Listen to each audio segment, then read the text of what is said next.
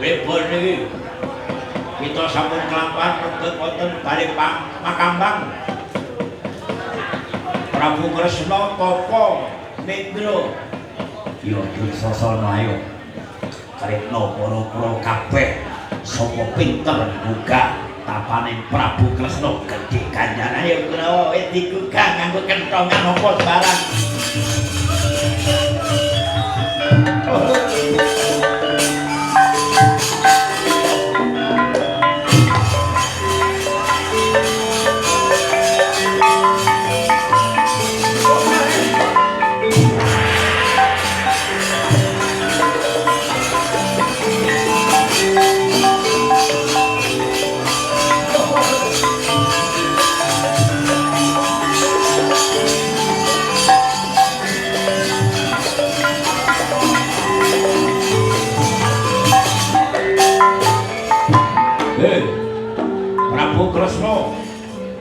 Mutapa turu ayo tangi ora gelem tangi tak keprok nganggo gotoe ayo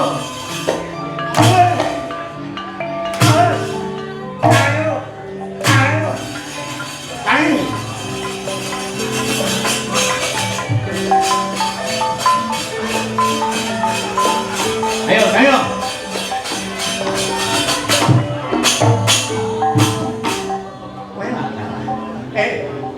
Dursasana nggonmu nista banget nggonmu rugah wong tapa nganggo gaman nganggo bodo saking badane kang tapa kok keprok nganggo bodo iki semut diliya wong becik tetek ala-ala Suragira jane ngelut dening lanang besok patimu remuk ebul kaya kowe nggone ngremuk sak maratamu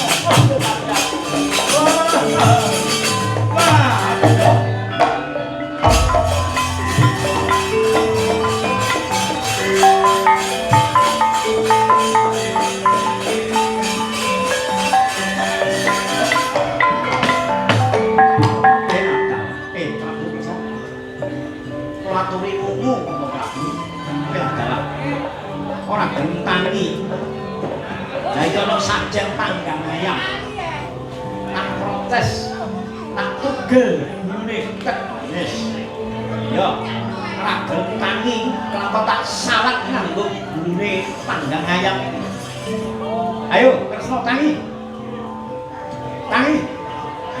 lha dalah nyok tamparan iki wis ora gentangi ayo tangi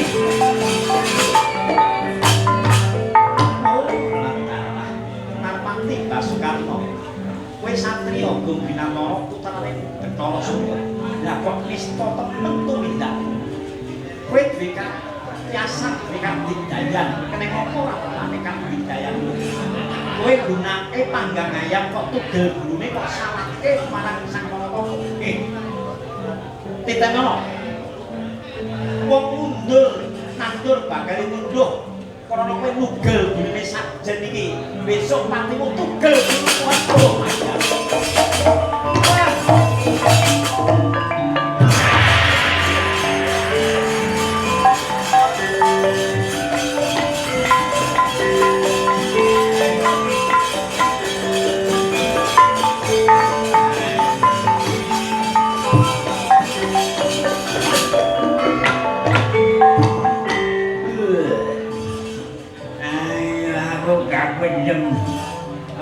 Kadang tangi tak kaplok ayo tangi ayo jono gedang sajen tak coba tak pangan tak onceki kulite aku lagi telu gelas kok wis mumet bulan kala apa ya tak sawat kulite gedang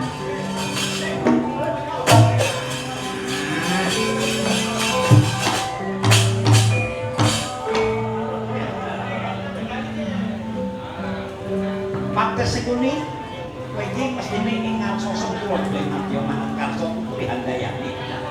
Lah kok kowe ang atase gugawang turu nganggo gedang ngoncai tite kok balangake sang Malatapa ya titenono jagat sesine nek saiki besok patimu dibeset-beset kulitmu dipotek-potek aja ora mandi sing penting ngene lho.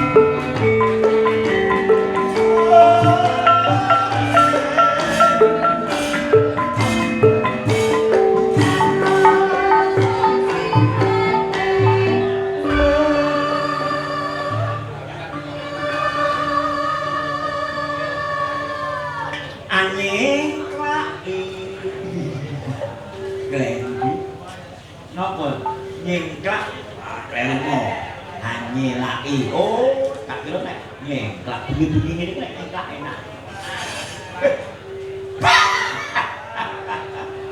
Monggo, Mbak Lis.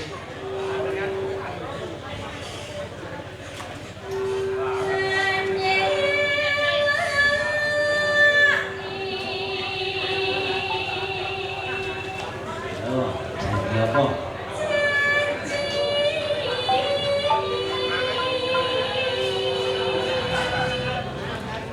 Awakmu tau selak ngomong? Gak tau, Nak. Ngapusi sering. Oh, padha. Nah contohnya apa? Sering panik ini oleh akeh tetap didun. Oleh akeh, ya didun. Oleh titik, ya didun. Nek oleh akeh, ya tetap didun. Sithik akeh itu apa jare bosi?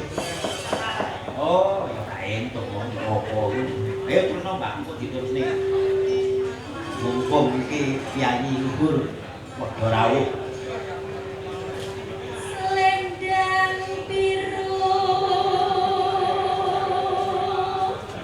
Selendang biru ya omong. Ayo biyen yang biru saiki. Selendang biru mungkin nai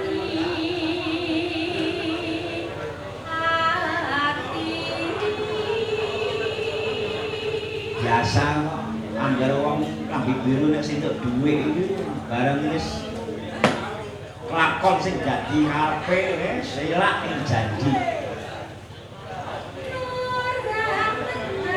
Tekan ojo kuwatir. Ojo kuwatir. Gak tekan wong minggat. Kuat. Bareng yo godhok selendang biru. Selendang biru. Sinden tok jiro.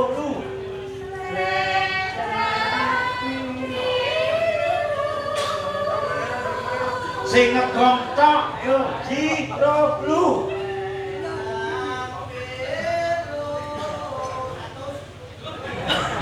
Biasane gak ngono, sampe ono abagiro biasane ayo turu. Biasane ngono. Wis terus Mbak langsung suwuk Bapak ketepen Tetap penuh janjimu selendang boleh. Lah besok ono ngendi? Ah keri areke. Sut Rinio. Aku gak ngono, Pak. Apa? Jula-juli. Jula-juli apa? Jula iki lanang, Juli wedok. Iki ono lanang ono wedok, ono awan ono bengi, Pak. Oh, jula-juli. Sapa sing ngitung? Ya sembarang. Ana sundeng asale saka klopok klopone sing duwe Caamin. Dadi sinden aja nyek yoga ngono nambahi vitamin.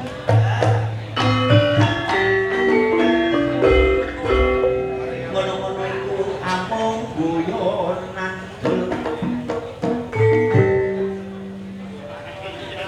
Tembok ing celone jarene kampung jaluk meneh melo-melo sing melo pancap jawan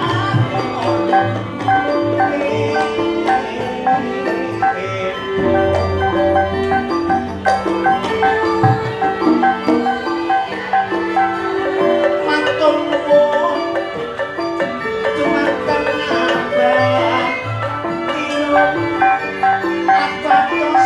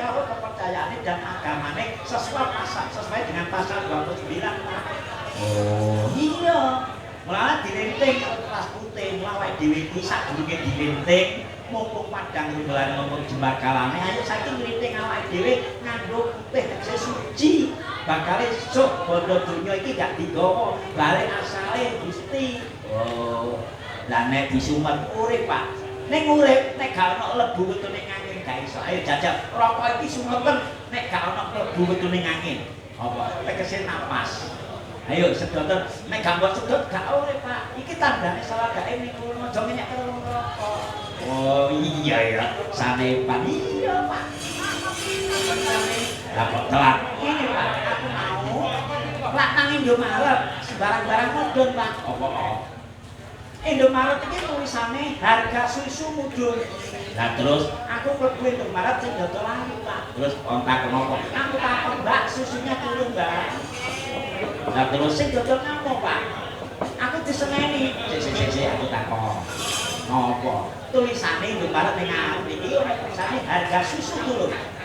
Aku terus mlebu takon karo kasire ayu, Pak. Terus aku takon, Mbak, susunya turun ya, Mbak. Kok iku ngawur. Regane ngono. Kok iso harga susu. Lah yo tak kandhani. Susu iku pancene gak apik. Tapi apa gak apik napa. Tak gelak laras, gak usah diucap meneh. Wong akeh kagelan. Lho terus aku mlayu maneh nang terminal tak ono tulisane habis kencing harap disiram. Nah terus aku nyegat karo wong kencing. Lah dhek metu saka hotel tak takoni. Habis kencing Pak, ya tak siram. Wong ngamuk Pak. Lho kok iki goblok kencing koyo koyek ngono. Dudu wonge. Goblok ya aku. Gini. Iki dalam rangka gaul para leluhur dalang. Mula awake dhewe sak ora-orane tulat lakune para leluhur. Mula awake dhewe kudu ngagungake leluhur. Leluhure saka bapak ibu, leluhure meneh saka sing mbok anggap guru sing paling pinteran. Wis pokoke leluhur munggahe meneh ya Rangga Warsita, ya para Sunan, ya para sing gawe Borobudur, gawe Candhi Prambanan iki asli wong Jawa. Borobudur iki ana Kamandhatu, Rupadhatu, Arupa lan Nirwana. Tegese Kamandhatu wong iki saka asale bapak ibu, ora kudu ngabekti bapak ibu. Terus dadi Rupadhatu wujud menungsa. Wong nek wis tuwa wis metune nyawa. Iki rupa tegese wis ora wujud menungsa dadi jisim. Perkara sampura lan gak iki gumantung ning donya. Wong nek mangsa-mangsa supane gak iso campurna dadi guru. Wong nek seneng nesu cepat padu fitnah supane gak iso sempurna dadi setan. Wong nek seneng milih kang dudu wajibane dadi pelayangan. Wong nek sing muji-muji dadi jin. Ngono. Kula ngagungake adab istiadat ya bumi pertiwi ya kudu diagungake.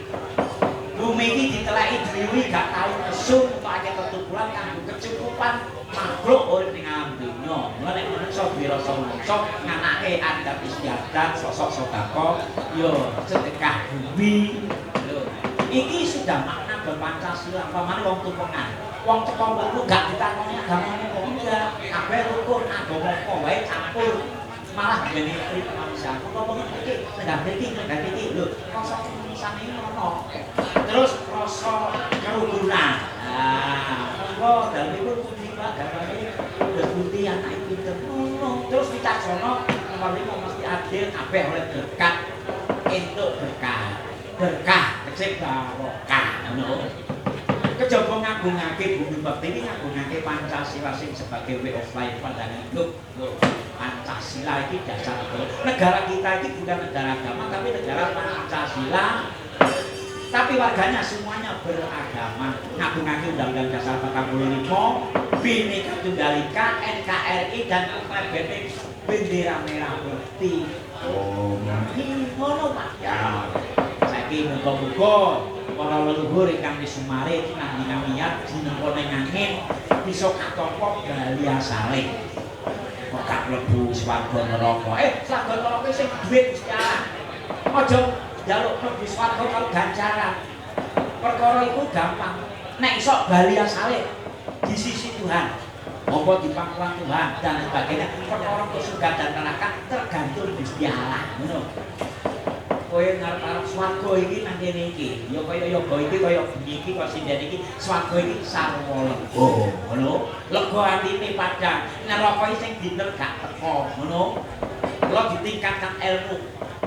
Ya ayyuhalladzina amanu qulu fi silfi haqqan. Aja mung syariat bloko. Para kanca priya wanita aja mung ngaji syariat bloko nggo pinter dongeng nulis lan maca dene kurine bakal sengsara Gusti. Kabeh merupakan Al-Qur'an Qadim.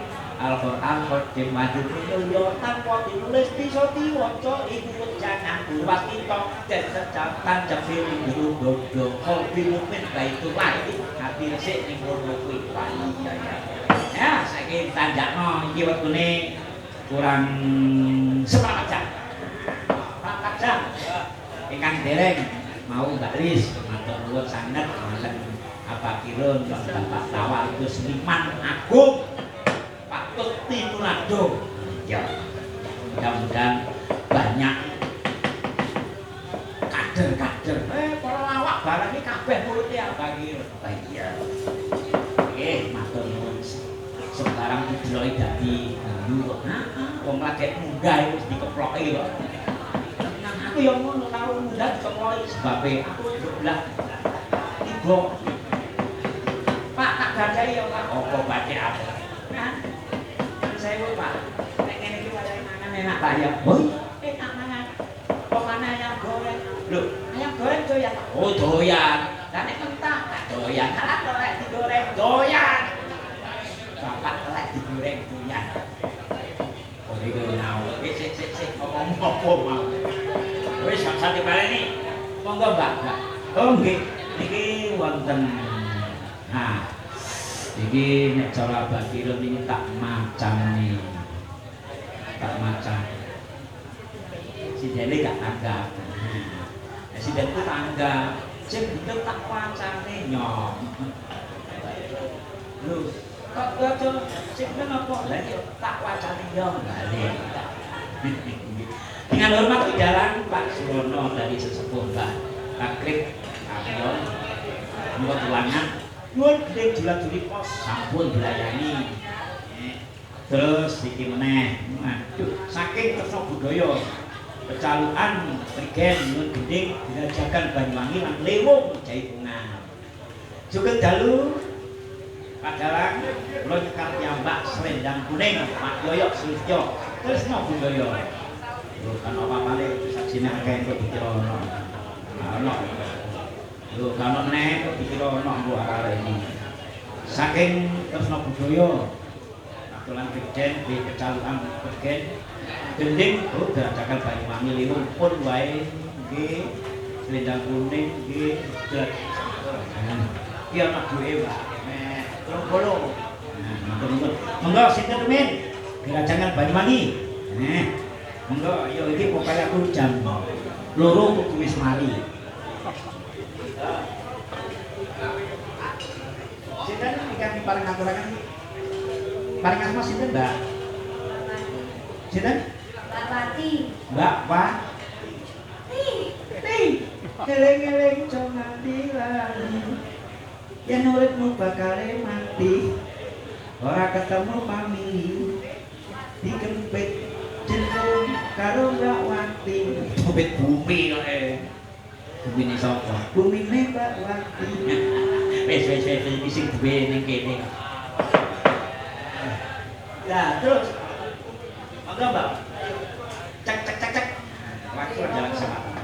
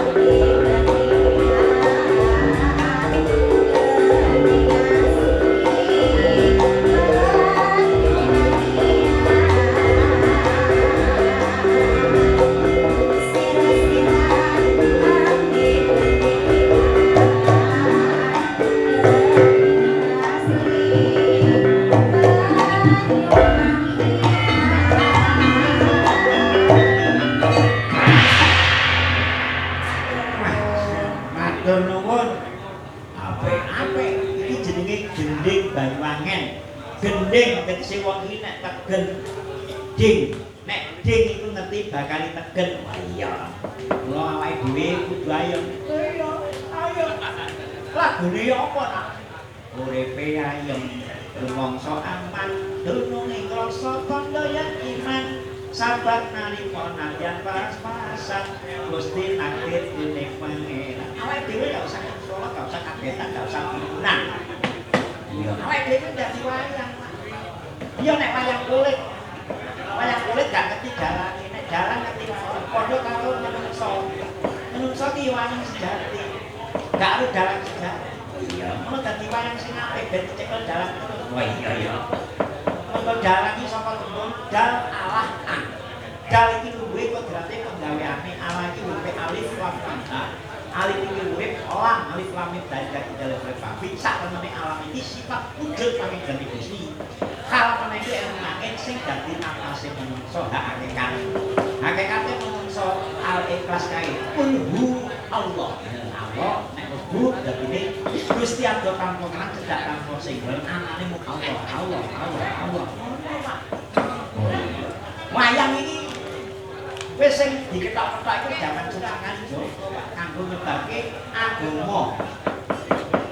Ngislamke wong Jawa iki angin nganggo budaya. Islam itu ingin selamat melaksanakan ajaran Muhammad. Inya iman esya elwama amanah eman. Dikendalikan nang sempat jadi wong beriman Pak. Iya, ayo dimreng. Menika Pak Yoyo. Pak Yoyo badhe nikah piyambak. Menika selendang kuning. Nah, selendang kuning senenganku Pak. So, acaku biyen selendang kuning Pak. Terus dipun oh nggih, bilang alit. Nggih monggo. Nggih blangkon iki kudu gamblang kabeh blangkon arek becik kudu dikawini. Oh iya kan.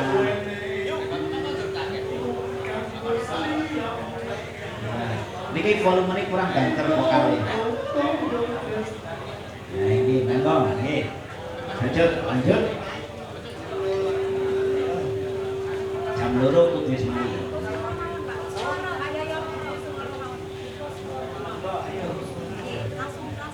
Langsung apa? Buka dulu. Selendang kuning di bangku tak wenteni wong kanggo siramu minangka tandha tresnaku anakku kali tresno juga hidup.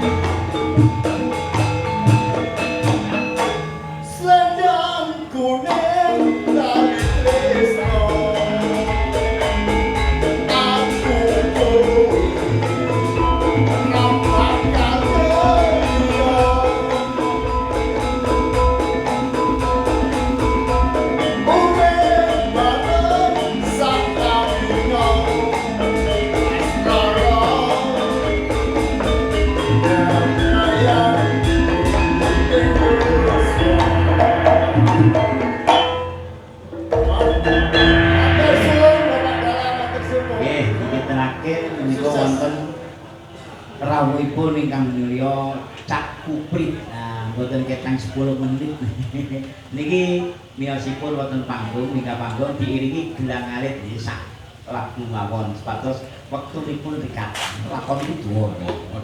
Wah, saniki gelang alit supaya ben gak lali. Nah, kalau Driji Lima itu jentik iki kan aja ngotakake eleke wong. Niki driji manis niki driji manis kalau dikeki yang aja lali. Driji tengah aja kumingsun aja kemetak. Driji telunjuk ini kanggo nuduhno dalam sing bener aja ngkang ini. Wis ngono jempol api. Monggo gelang alit dados monggo Cak Kuprit pinantu Pagematan kersa ngedinaken swasana.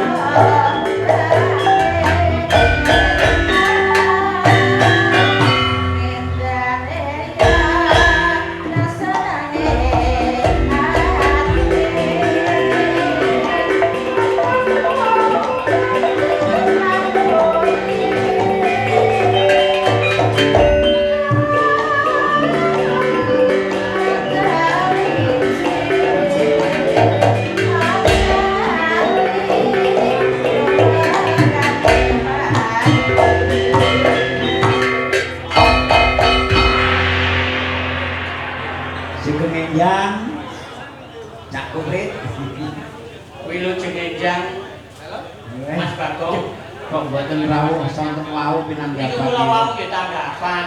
Oh nggih. Tanggapan wonten daerah Prinangun. Kok kanca-kanca niki dalam ngeten kegiatan Nggih. sawangannya. Sawangan. Kula mboten duwe nyusul mboten napa-napa. Oh, mboten napa-napa ikut berpartisipasi. Apa kirun wampun sonten kula ningali teng Dari ini. nggih.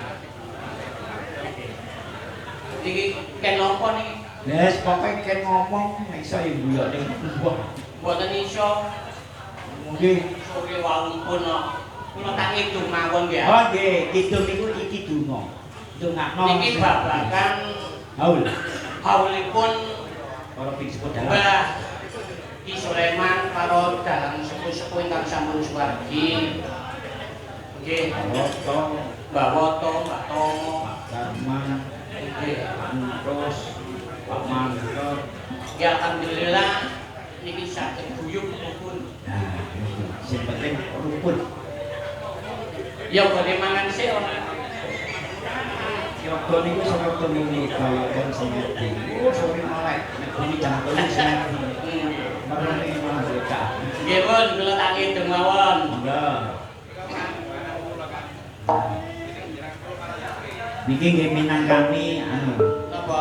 minangkani Mbah Kakek. Ning Juli. Monggo, ya, monggo Mbah Kakek.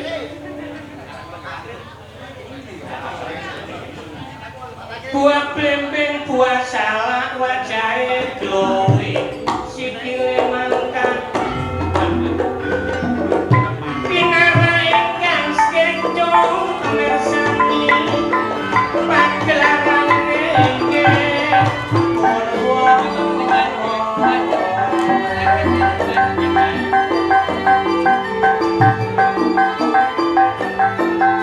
Bengi iki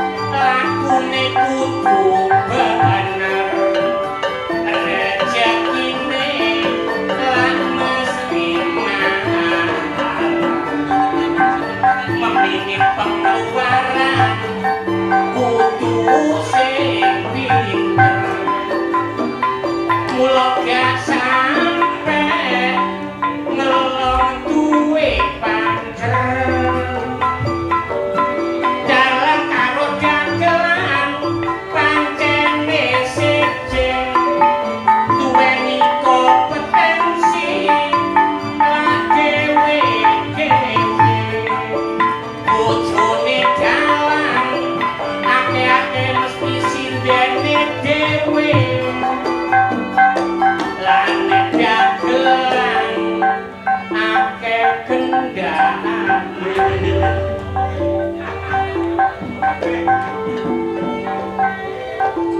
Cekap semanten kidungan kula menawi lebet nyuwun sepura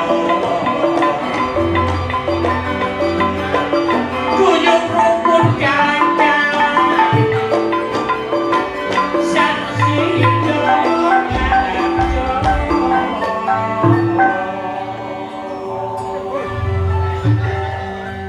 apa kok Waktune ya waktune. ambek waktune lho. Mulane jenenge wayang kudu eling wayahe sembahyang. Wayang iki gak oleh sampe ketuntutan subuh. Ya wis, Lakone sik dawa. lakone dawa. Piye lho? Hanya 5 menit. Perjuangan Perjuangan 45 ya. Ayo, jual pos. Aja suwe-suwe. Ayo, ayo, ayo. Saya kudu perbaiki kurang ajar ante iro. Apa itu?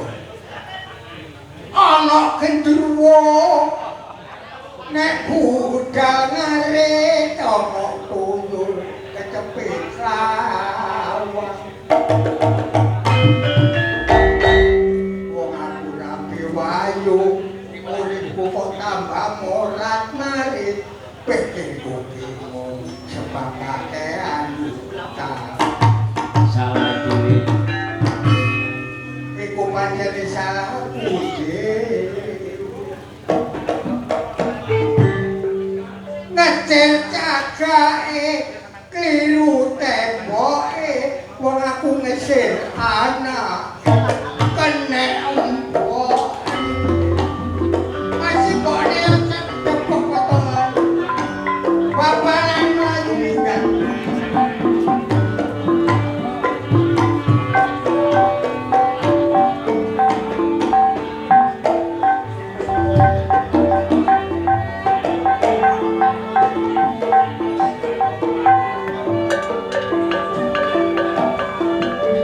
Tahun 45 dijajah londo uripe bangsaku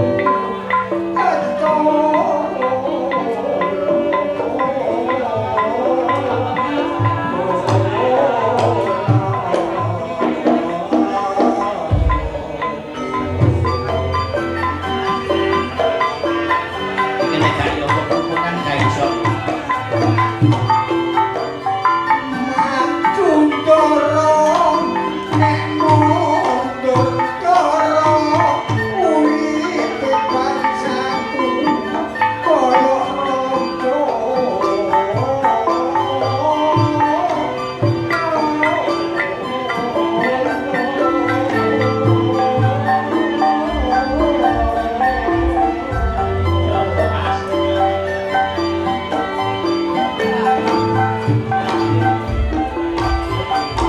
Mari dijajah londo, dijajah Jepang, wong Indonesia koyo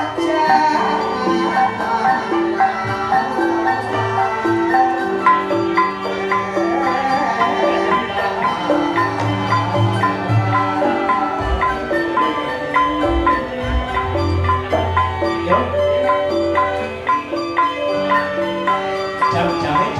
maju ditepang mundur ditendang apel musa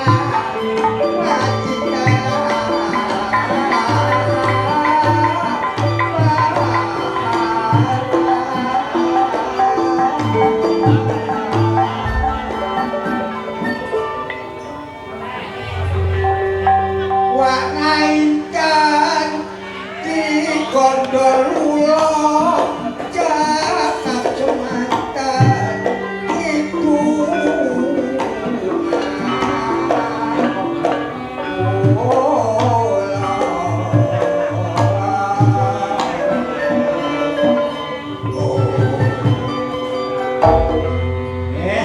siji kan ditoto kena bapak kendang ya penolong so pikirku Temenan. Ini kita nangis, aduh seneng dong. Sayur tulis.